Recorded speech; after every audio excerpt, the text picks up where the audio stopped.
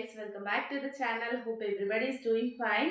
Guys, మీకు thumbnail చూడగానే అర్థమైపోయి ఉంటుంది కదా ఇప్పుడు మన టాపిక్ ఏంటి అనేది.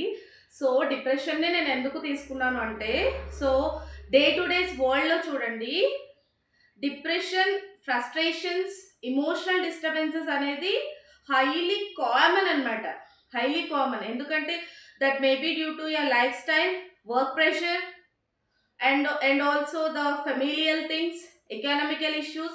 మనకి ఇష్యూస్ రావడానికి there are so many causes, there are lot of causes. Okay, so ప్రతి కారణం ఏంటంటే మనకి ఏదో ఒక డిస్టర్బెన్స్ రావడానికి ప్రతి దానికి ఏదో ఒక కారణం ఉంటుంది.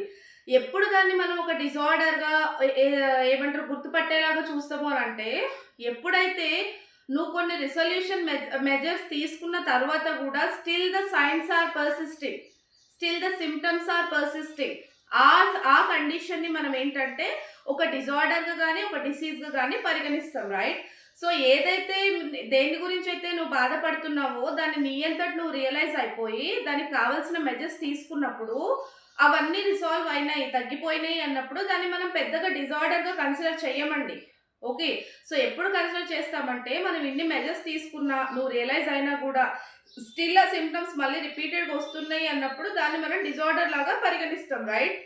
ఓకే, సో మనకు మనం ఇది రియలైజ్ కావాలి అంటే అట్లీస్ట్ మనకు వాటి గురించి కొంచెం నాలెడ్జ్ అన్నా ఉండాలి గైస్. ఎందుకంటే ఇప్పుడు ఏంటంటే ప్రతి ఒక్కటి మనకి సోషల్ మీడియా ద్వారానే తెలుస్తుంది, రైట్? అది యూట్యూబ్ కానివ్వండి, ఏమైనా వీడియోస్ కానివ్వండి, చాట్ జీపీటీస్ కానివ్వండి, గూగుల్ కానివ్వండి, మనం ఏదైనా తెలియదు అనగానే ఈజీ సర్చ్కి వెళ్ళిపోతాము. ప్రతిదానికి మనం ఇప్పుడే nowadays we're not going to meet doctor and also discussing all these things, right? ప్రతి ఒక్కటి డాక్టర్ దగ్గరకే వెళ్ళాలి, తెలుసుకోవాలి అనేది ఏం లేదు. సో మనకు ఈజీ వేలో ఇన్ఫర్మేషన్ ఎలా వస్తుంది అనేది చూస్తాం, రైట్? సో ఆ ఈజీ వేలో ఇన్ఫర్మేషన్ ఏంటంటే ఈ డిప్రెషన్కి సంబంధించిన సైన్స్ ఏవైతే ఉన్నాయో వాటి గురించి మీకు మినిమం నాలెడ్జ్ ఉన్నా కూడా, అది మన ఇంట్లో కావచ్చు, మన చుట్టుపక్కల కావచ్చు, దాని గురించి మీకు కొంచెం నాలెడ్జ్ ఉన్నా కూడా అలాంటి కండిషన్ మీరు ఎప్పుడైనా ఫేస్ చేసినప్పుడు ఈజీగా ఐడెంటిఫై చేయగలుగుతారు. దానికి సంబంధించిన మెజర్స్ ఏంటి అనేది ఈజీగా తీసుకోగలుగుతారు. అంటే ఏదైనా మనం ఇనిషియల్ స్టేజ్లో గుర్తుపట్టి సో దాన్ని ప్రొలాంగ్ అవ్వకుండా చూడడానికి మనకి సైన్స్ అనేది ఉపయోగపడుతుంది. ఈ గుర్తుల గురించి తెలుసుకోవడం అనేది ఉపయోగపడుతుంది. నేను ప్రతిసారి సైన్స్ అంటున్నప్పుడు దట్స్ నాట్ అ సబ్జెక్ట్ అండి. ఓకే, సైన్స్ అండ్ సిమ్టమ్స్ అంటాం మనం, రైట్? సైన్ అంటే ఏంటంటే the things which you observe, which patient cannot identify. వాళ్ళకి వాళ్ళు ఐడెంటిఫై చేసుకోలేరు. ఎదుటి వాళ్ళు చూసినప్పుడు ఏవైతే అర్థమై మనం గమనిస్తుంటామో వాటిని సైన్స్ అంటాము. ఓకే, ఏవైతే ఒక పర్సన్ నాకు ఇలా జరుగుతుంది, నాకు ఇలా అవుతుంది అని వాళ్ళకు వాళ్ళు గుర్తుపట్టుకొని ఎక్స్ప్రెస్ చేస్తారో దాన్ని సిమ్టమ్ అంటాం. ఓకే, సిమ్టమ్ ఎలాగో మనం అంటే అవి నేర్చుకోవద్దు అని నేను చెప్పట్లేదు. సిమ్టమ్ ఎలాగో వాళ్ళకు వాళ్ళు ఫీల్ అయి చెప్తారు. బట్ కొన్ని సైన్స్ ఏవైతే ఉంటాయో అది మనం గుర్తుపట్టాల్సి ఉంటుంది. Clear? So science of depression, అసలు డిప్రెషన్ రావడానికి ముందు మనకు ఎలాంటి సైన్స్ కనిపిస్తాయి అనేది మనం ఈ వీడియోలో చూద్దాం. క్లియర్? సో ఫస్ట్ మనం ఫీమేల్లో చూద్దాం గైస్. ఫీమేల్లో డిప్రెషన్ సైన్స్ వచ్చేసి the first one is empty mood అంటాం మనం.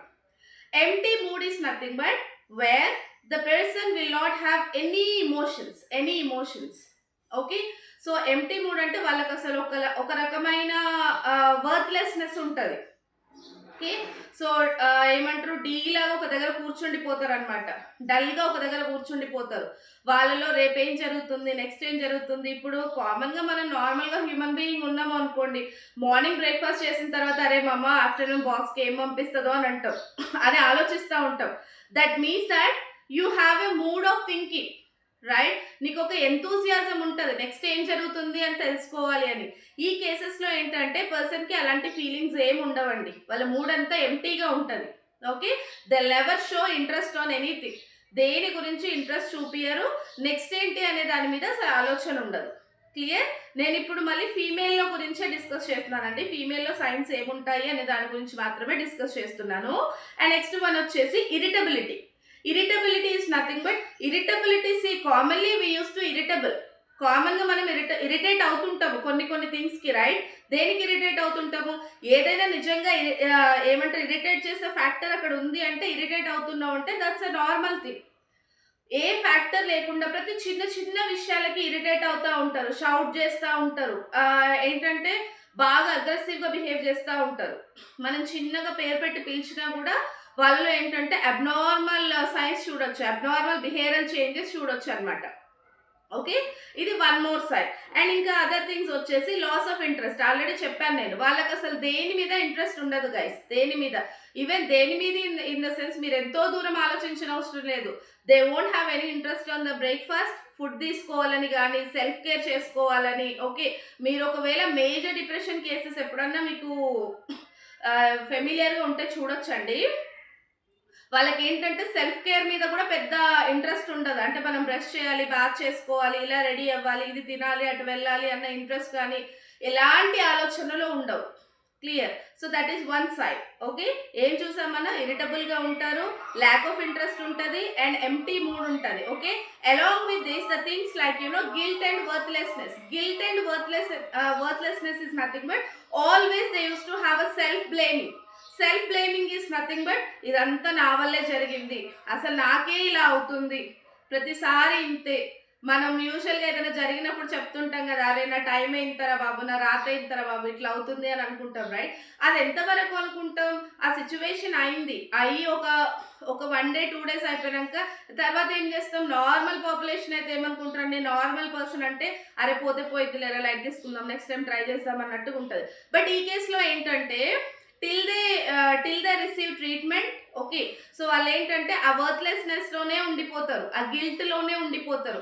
నా వల్లే జరిగింది, నేను లేకపోతే ఇలా జరగకపోతుండనేమో. ఓకే, ఇక ఏముందిలే, నా లైఫ్ అయిపోయింది, రేపటి గురించి నాకెందుకు, తర్వాత ఏం జరుగుతుందో నాకెందుకు, నాకేం చెప్పొద్దు, నేనేం వినను, ఇలాంటి మాటలు తరచుగా యూజ్ చేస్తూ ఉంటారు వాళ్ళు. Okay, along with this focus issues ఉంటాయి. ఫోకస్ ఇష్యూస్ అంటే ఏంటంటే ఏదైనా విషయం గురించి నువ్వు అడిగినప్పుడు దాన్ని రికాల్ చేసుకోలేరు. ఓకే, అసలు ఫస్ట్ ఆఫ్ ఆల్ నువ్వేం చెప్పావు అనేది వినరు ఇంట్రెస్ట్ పెట్టి.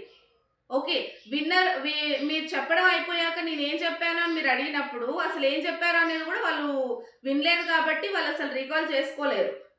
ఏం అడిగినా రెస్పాండ్ అవ్వకపోవడము, ఏది గుర్తు తెచ్చుకోకపోవడము, అది ప్రజెంట్ ఇష్యూనే కాదండి, పాస్ట్ గురించి మీరు ఏదన్నా అడిగినా కూడా చాలా డిస్కంఫర్ట్ ఫీల్ అవుతారు, అసలు మీరు అడిగిన దాని మీద ఫోకస్ చేయలేరు. ఓకే, అండ్ నెక్స్ట్ వన్ వచ్చేసి డార్క్ థాట్స్ ఉంటాయి వాళ్ళకి. డార్క్ థాట్స్ అంటే చీకటి ఆలోచనలు అంటాం. చీకటి ఆలోచన in the sense it's not in a negative sense, like ఎప్పుడు సూసైడల్ టెండెన్సీ ఎక్కువ ఉంటుంది మేజర్ డిప్రెషన్ కేసెస్లో. ఇంకేముంది, నేను లైఫ్ అయిపోయింది కానీ ఇంకా చేసేది ఏముంది, ఇంకా చచ్చిపోతే పొద్దులే అన్నట్టుగా ఉంటుంది. ఓకే, వాళ్ళు దానికి మెయిన్ సైన్స్ మనం కొన్ని చూడొచ్చండి సూసైడల్ థాట్స్కి. లైక్ ఏంటంటే కొన్ని లెటర్స్ రాయడం చేస్తుంటారు. ఓకే, లాస్ట్ లెటర్స్ అని రాస్తుంటారు. సూసైడల్ మెథడ్స్ ఏవైతే ఉన్నాయో వాటి గురించి సెర్చ్ చేసుకుంటూ ఉంటారు.